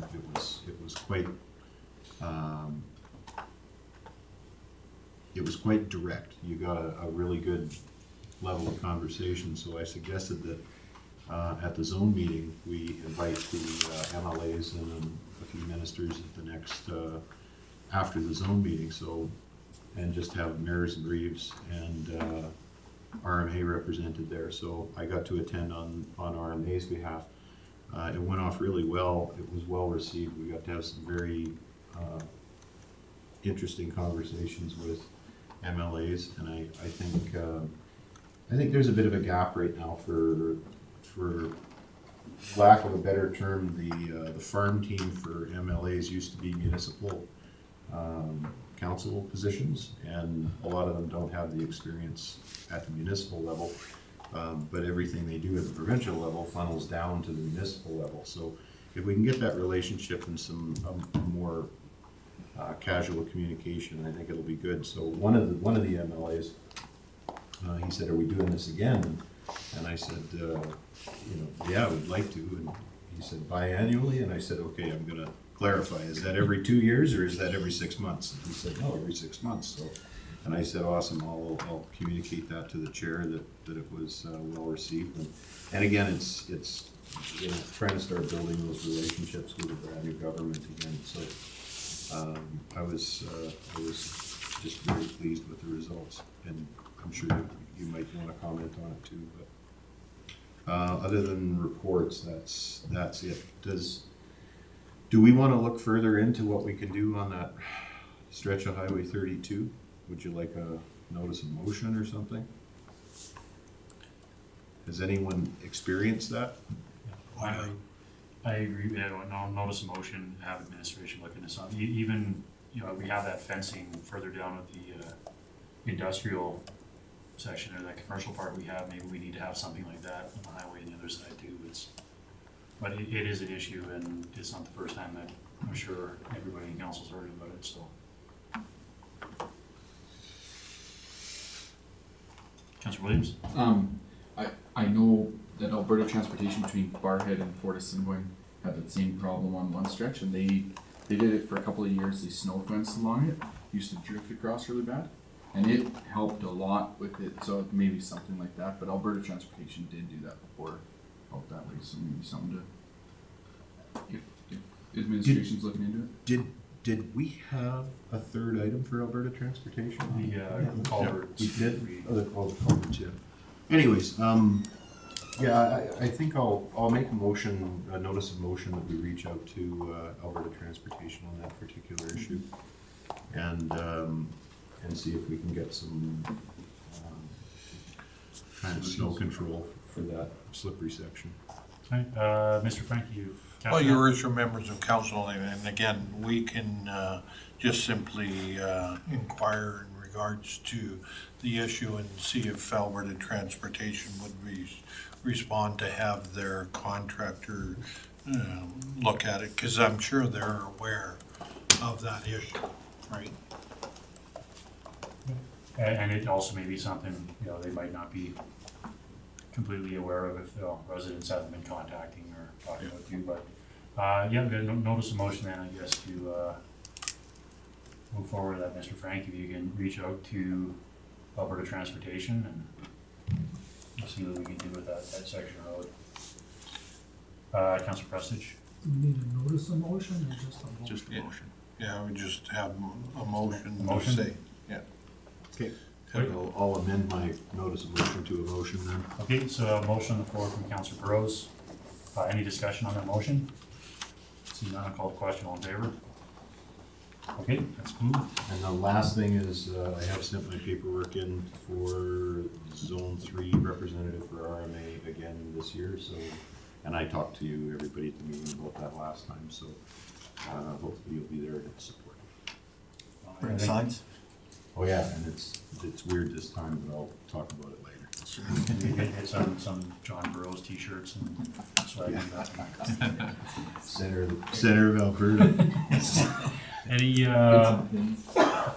other questions for Councilor Burrows? Seeing none, well, Councilor Cogan. Yeah, it's been an interesting month or so for me.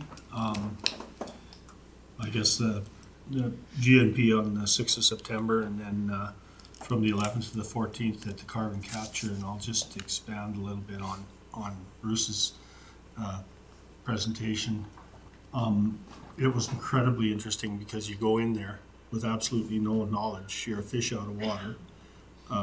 So, we were very fortunate to be able to sit down with those gentlemen because we were able to ask questions as the presentations and the fireside chats were there to kind of prepare us for going into the trade show and going around to the knowledge bars and trying to understand how all of that works. So it was incredibly interesting. But what I found really interesting for myself was that the second biggest industry in Alberta which is agriculture is absolutely not represented in the carbon capture or the equation on the carbon credits. And so every knowledge booth that I went around to, I asked those folks that were there the question. And they were incredibly impressed that there were elected officials there. And I know that Bruce and I were the only elected officials there, other than the ministers that came to speak, because they told us, you know, we just wish there were more people that would come and involve themselves in this. So what I learned there was that it's kind of our job as a municipality to make sure that that new economy that's definitely being created in the carbon capture, what do we call it, shell game, it's gonna happen. They've been sequestering carbon for 30 years. So, you know, I think it's important that we, you know, and I did this at the service board level. I went and got a bunch of cards, and I've actually given them to our manager to, you know, start that conversation of how can we participate as an agriculture and forestry industry as well, which was very underrepresented there. And, you know, because it's a huge carbon credit that we contribute to the equation, but we're not in it. So that was a real eye-opener for me that we were that unrepresented there, and that we were the only two that actually were there to figure this out. Because I know I went there with zero knowledge, and I came out of there with a lot of questions. So it was very worthwhile. Then I guess we had the meeting, the ESB meeting on the 14th. I was back for that because we were too late to be able to get onto the tour. Otherwise, I probably would have missed that meeting. Then we had a road tour, and we addressed some of the drainage issues right within the town of Fort Assiniboine. There's a gentleman there, Mr. Victor, who lives with his hip waders on because all of the drainage goes into his yard. And so our infrastructure people had a look at that, and they weren't aware of that at all, which surprised me. And there's some other issues there. And then we had a look at the culverts on 661, which is not the county's responsibility, but I know that Mr. Bichon had addressed that with the contractor there, where the culvert was half full of debris and it was flooding this gentleman's land. And then also the damming that the Angels Valley Road is doing, and it floods the same guy's land. So we had to look at that. So that those are some of the things that'll probably be brought up. All of us saw what was happening on 658, both on the Athabasca to Freeman, and we also went and looked at the damage on the bridge on Highway 33. We had a look at all of the drainage issues that are at Goose Lake, and you know, I'm hopeful that we can get them into the budget deliberations and start to establish priorities there. Then I attended the regional meeting on the 25th, I believe it was, and it was a really good meeting. Lots of information for us as a council as to some of the things that are happening in the Brownlee made a good presentation on the land use and some of the issues that we're going to be facing. There was what I really found really good for us as a council is that Councilor Burrows is the representative there because he was extremely comfortable with his presentation, and I know that just from having somebody in RMA that close to the decision making, that we have a distinct advantage because we have direct information coming back to our councils. So thanks a lot for that, John, because I think that we need to support you in your bid there. And then I guess the last one on that note was, the resolution passed, so that was great. Then there's only one thing that I'd like to pursue, and I don't know exactly how to do a notice of motion, but I emailed CAO Frank on the 8th of August on the issues that exist at the Freeman River Campground, and they are massive. I went and had a look down there. And this is a file that this administration has inherited that had a whole bunch of questions already in 2016 when the initial problems happened there. And it is typically, again, one of those situations where the municipality is a little bit at a disadvantage because of the environmental pieces that fit into the, disaster relief, because this lady doesn't have a home anymore. She's got no access to some of the camp spots. In fact, some of the camp spots now have trailers sitting on them that they can't get out because the river has eroded that much of the property. And she is getting absolutely nowhere on this DRP. So I propose that we open a file so we understand better what the history is. And then we get both sides of the story, because I only get her side. I don't know what happened in 2016. I wasn't involved. I don't have the paperwork, so there's no blame here. It's just that it's my responsibility as a counselor to make sure that if there are issues like that, that they can't navigate through, that we as a county have a look at what is our responsibility, what is their responsibility, what is the provincial responsibility, and give them a template at least to work on. I think that's a fair assessment of that situation, because she can't live there anymore.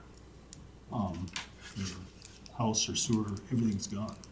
And so I think that I would like to file notice of motion to get administration to give us all the information you have on that file so that we can understand better, send it to GNP so we can understand better what is our role as a county there, because right now I don't understand what that is. Your worship, members of council, I can tell you right now, the Alberta Environment, it looks after rivers. We have no control over the water courses, and again, the information that the Freeman River will go where least resistance is. So again, that property is affected by the Freeman River. When the river forecast indicated that there was flooding, that's when we move into action in regards to emergency management. That's the only role that we have. Councilor Cogan. But my understanding is that we, as a county, long time ago, actually allowed development permits there, even if environment didn't do their job. So my question just is, moving forward, how do we, as a municipality, I know we can't do anything about the environmental issues, but how do we, as a municipality, give them a template to go through the government processes that allow them to actually access disaster relief funding? Because my understanding is that prior to anybody applying for disaster relief funding in any of these situations that happened recently, the county has to first put in a claim before the residents can. So if that's the case, I just want us to be able to put a template in front of anybody. It's not just for this particular case.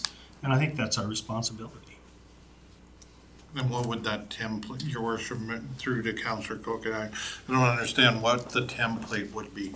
What is the process? What is the process that an individual goes through with the county and with the provincial government to be able to actually get some disaster relief funding? What is our responsibility? What is your responsibility as a resident? Corinne, I see you back there. The Government of Alberta and AEMA have a full guideline on the disaster recovery program. how the program works, what an uninsurable expense is, what's within and outside of the program parameters, and a full guideline of the process. It's all available. The province has put all that information out in documentation, guidelines, there's a video.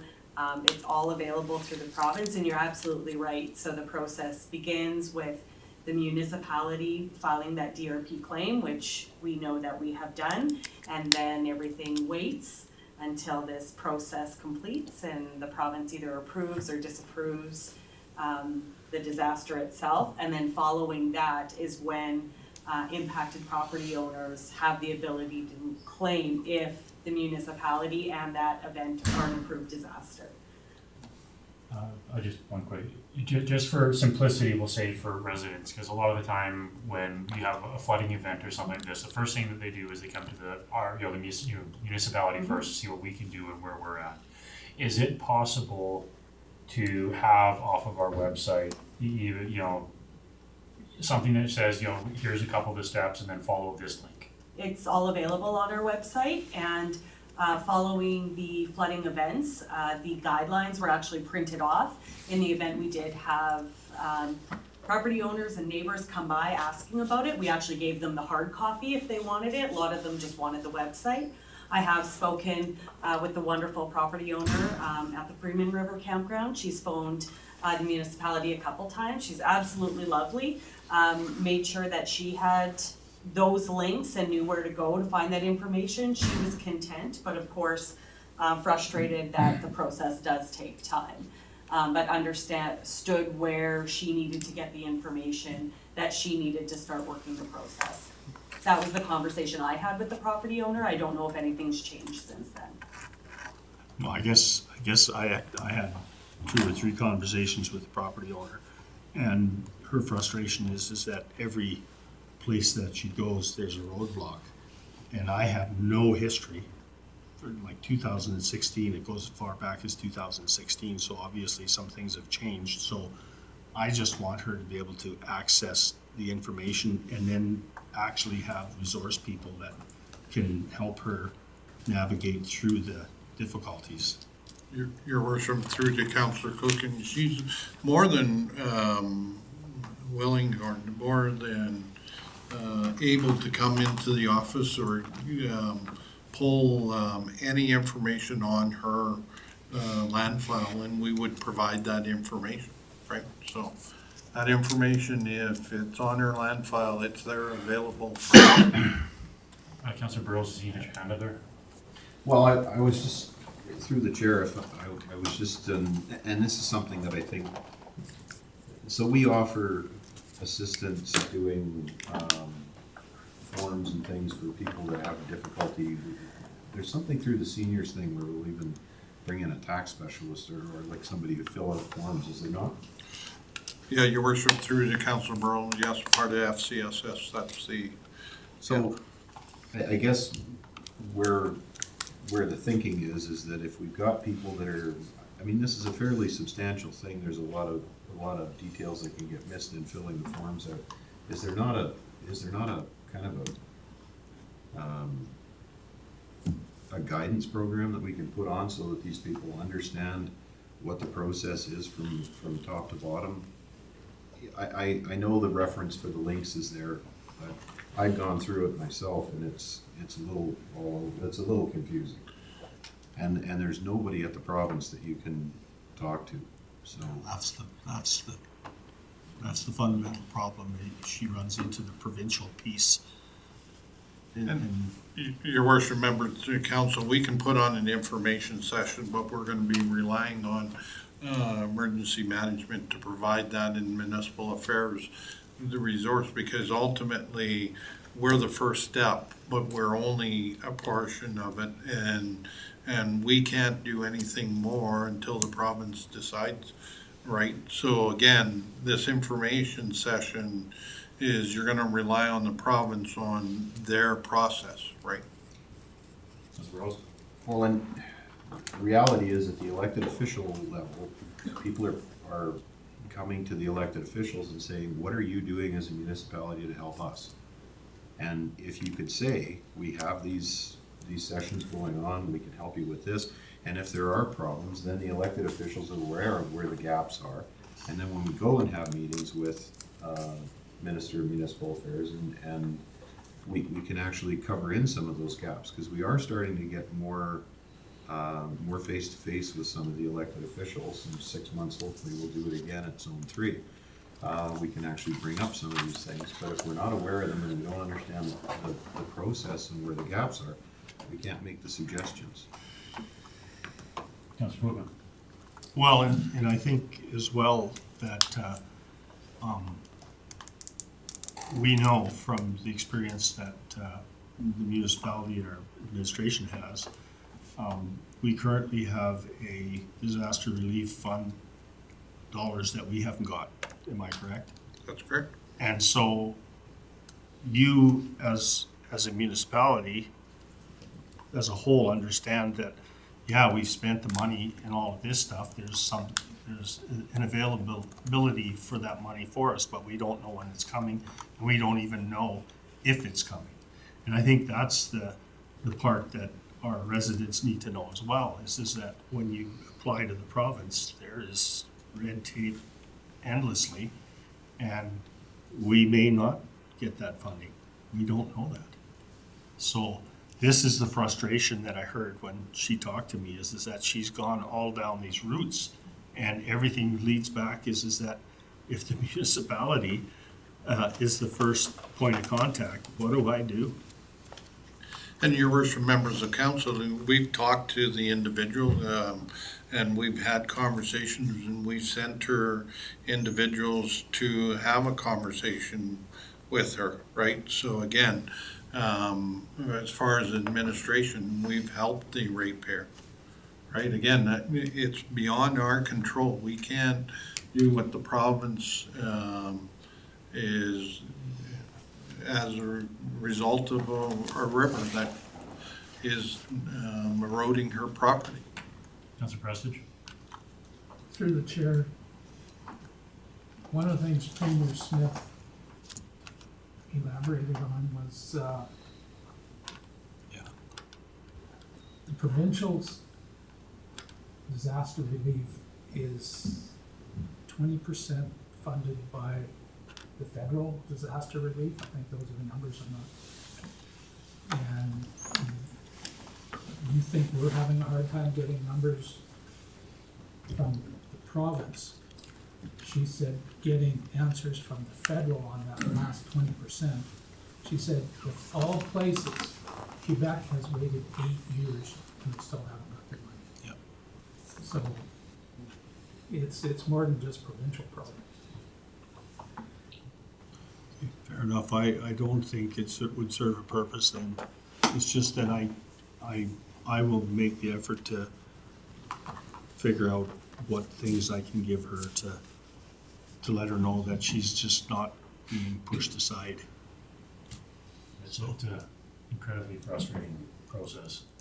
And unfortunately, the ratepayers are the one that we mentioned at the RMA. The question I asked are the ones that feel the brunt of it more than the municipality. You got some of these ratepayers and everything tied into this, and 18 months to get an answer on up to our end before they can apply to find out before there's any funding or anything available. A couple of years for a ratepayer on a property, especially one that's been heavily affected, is a long time to wait. A municipality, I mean, we can move stuff around. We have other ways to try to, make ourselves whole for now, but the ratepayers don't quite have that. Well, in the case of the river there too, the initial problem started in 2016. And it's just been an acceleration because once the river decides to move, it's gonna move. And something that we don't have the mapping of is what is flood fringe, what is floodway. And this is where environment has dropped the ball. And I still am a strong believer is that we should never be issuing any kind of development permit in either one of those. So until we get some kind of a consensus provincially, we're handcuffed and we're gonna keep facing this problem. Councilor Gross. There's a larger piece here too around insurance coverage, because a lot of people don't understand the difference between overland flooding and flooding and sewer backup. They don't understand the difference between my house burned down because I have a defective socket and a house burned down because I have a wildfire took it.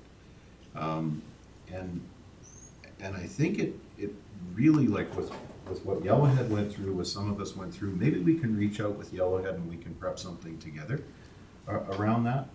Just an awareness to run through your, encouraging landowners to go through their insurance documentation. We're doing all this work with FRIA right now. Where are we encouraging people to replace with metal roofs? How many of these wildfires end up starting on metal roofs? So there's an information piece here that we could be doing as well around this. Councillor Wilhelm? I just want to let everybody, I gotta leave at 7, so I apologize. I didn't think we would take this long, but I appreciate the conversation, but if I could do my report, that would be awesome. I'll just, Yeah, there's just one more thing, and I think that this is another conversation that needs to go into municipal planning, is, I know we have a lot of grandfather stuff, but I think this county needs to start to ask the question, are we gonna continue to approve permits in floodway and flood fringe? Because at some point in time, all we're doing is saying, yeah, you can build it there, but at some point in time, we have to say, you can build it there, but you're on your own. all right, anything else, Councillor Coogan? No, that's good. Sorry. Any, Just a point of procedure, there was a notice of motion made.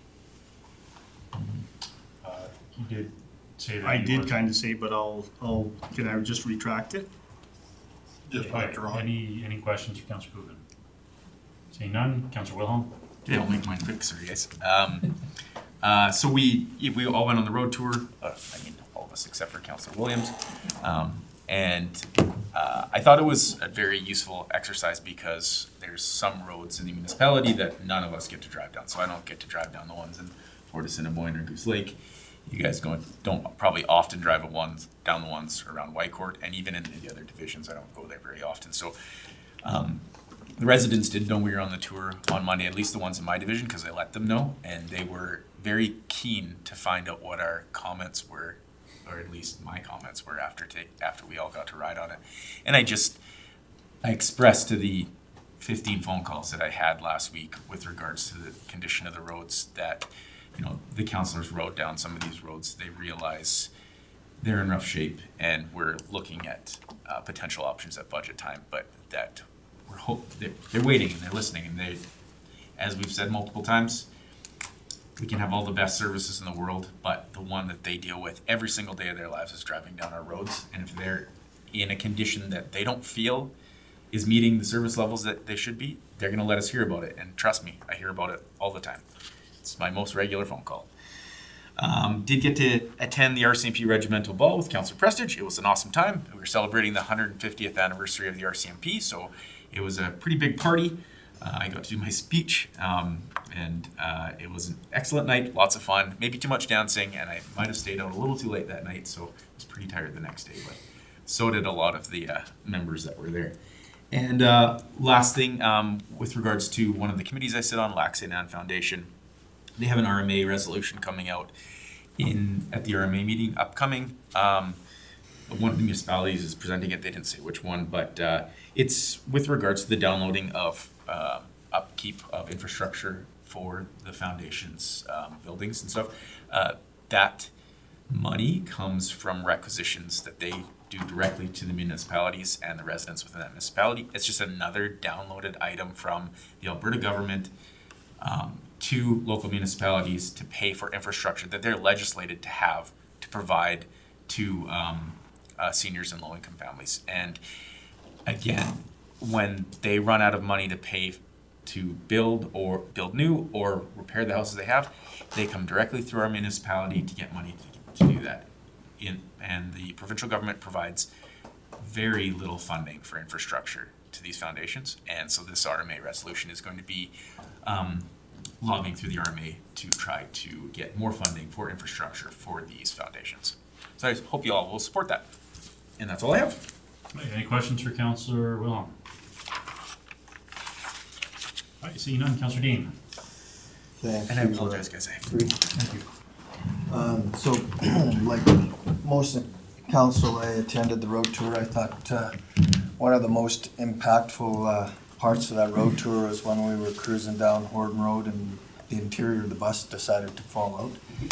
That gave a pretty good idea of what the residents had to deal with. But on a more serious note, as Councillor Wilhelm had indicated, I too received a number of calls and texts and Facebook messages about the road tour and what the results of the road tour is, and specifically, whether the cold mix rehab program was going to be evaluated. And so I think it was a very valuable experience for everybody. So that was the 19th. On the 20th, I attended the GMP meeting. On the 21st, we had our Indigenous Committee meeting, and happy to see that RFT come through and council have a chance to look at it. And as well, I went to the zone meeting along with other members of council. Was one of the presentation from Fortis, I thought, was revealing in the fact that they still really don't have a good handle on what EV is going to do to our grid. I can recall that same gentleman, I think it was about a year ago, and the questions coming out then were similar to the questions coming out on Monday, and so we'll see where that goes. Saturday is the National Day of Truth and Reconciliation, and there's a full day of activities there, so I encourage everybody to come out. The walk is scheduled for 11 o'clock, I think. Opening ceremonies are at 10:30, and it should be a great day. The last item I have is I'd like to attend the ARPA conference in late October, and my allocation for conferences is exhausted. I understand there's budgeted money that hasn't been used by council as a whole, and so I was advised to ask council whether I can attend that conference. Councillor Rose? What's the ARPA conference? Alberta Rec, and so it's through the community services. I attended in last year, and it was a very valuable experience.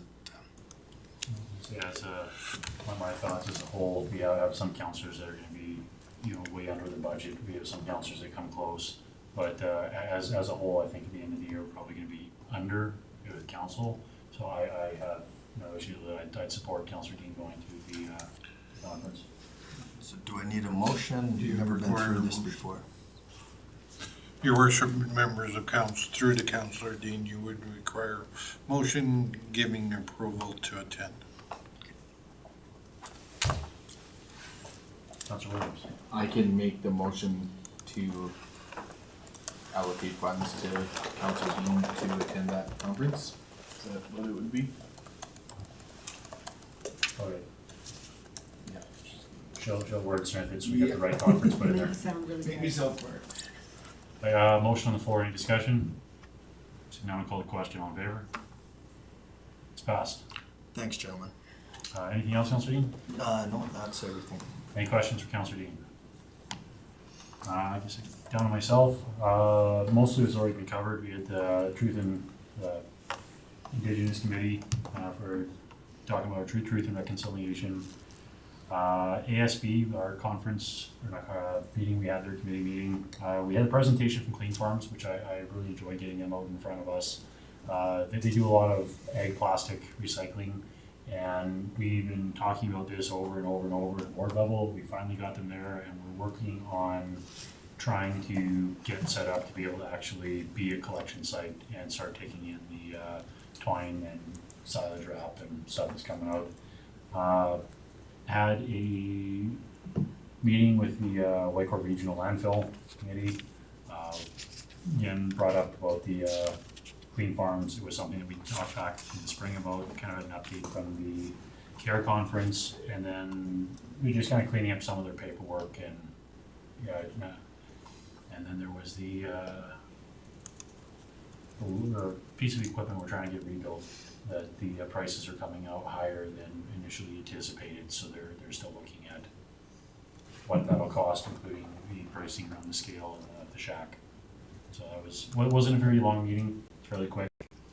The Zone 3 meeting, I was at that, and the MLA meeting after, I believe it was very beneficial. There's a lot of conversations around some of the other impacted areas around wildfire and floods where they're doing public consults now.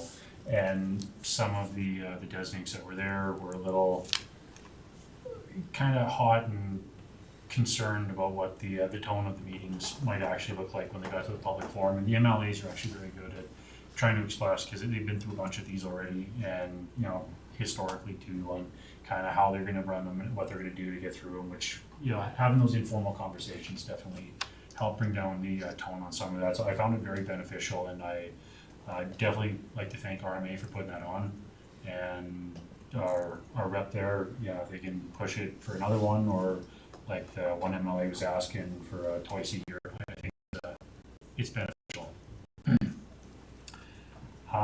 Sat in yesterday, kind of orientation for Community Futures, so kind of get my feet wet in there. We'll see what that looks like, I guess, when we get into the meetings. We had our GMP, Selma-Wag. There's more of an update for events for the summer and kind of where they're at. Some issues with our timelines for the community groups for their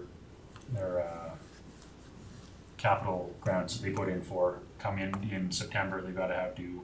My conversations with Heather is a lot of the groups that we have are finding that the deadline that we have set for those are hard for them to get, because they're broke through summer, and then by the time they come back and trying to get quotes for a lot of stuff, they're just timelines. So I know discussion I had with Heather, she said they usually push them back another couple of weeks instead of middle of September at the end of September for everybody.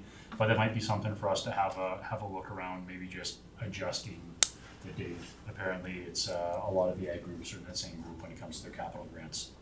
So Yeah, your worship, members of council, if I can address it, the only problem is again, for budget purposes, right?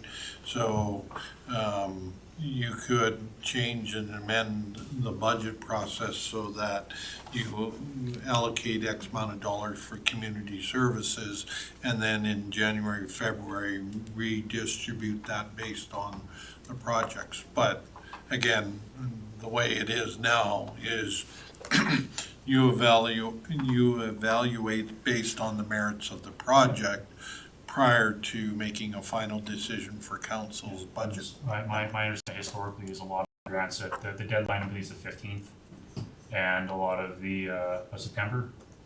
Okay, yeah. Yeah, and a lot of the groups, by the time they get back and they kind of converge after their summer break and they're trying to work on them, historically it sounds like a lot of them are pushed back to the 30th anyways. You know, they give them that extra extension to get them in. So I'm just wondering if procedurally, if you know, maybe just move the date to the 30th, if that's what a lot of our community groups are looking at anyways. And that's where we've been giving the grace period too, so.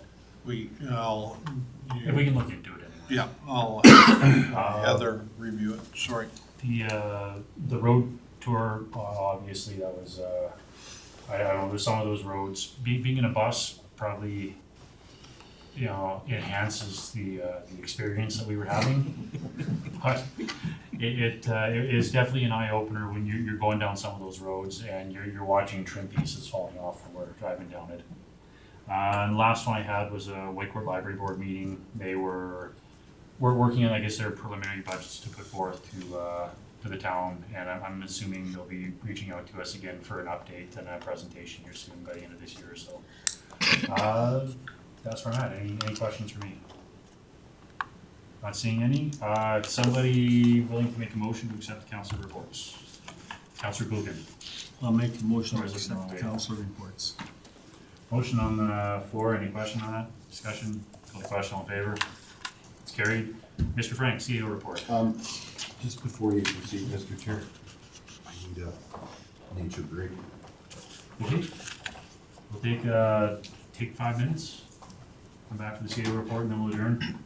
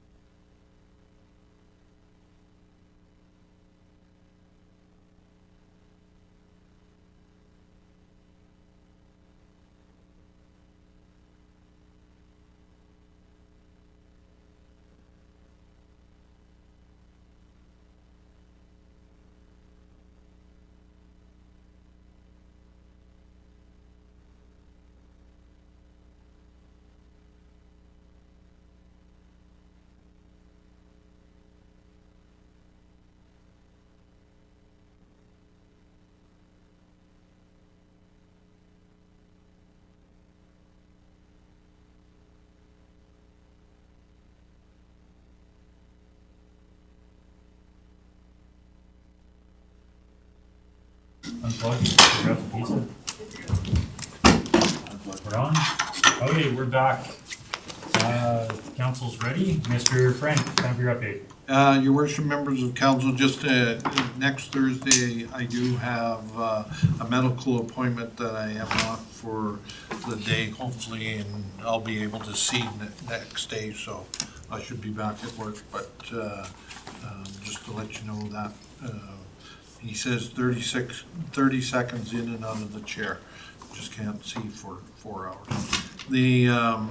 The other thing, October 11th will be a closed session for the one-on-one session with your CAO, so you can prepare for that. And then what I will do as part of the RFD is to make council suggest some of the topics, how I see the session going, and then council will give me feedback and provide me how they would like the session to go. October 18th, we have scheduled questioning with the Town of Whitecourt lawsuit that is proceeding.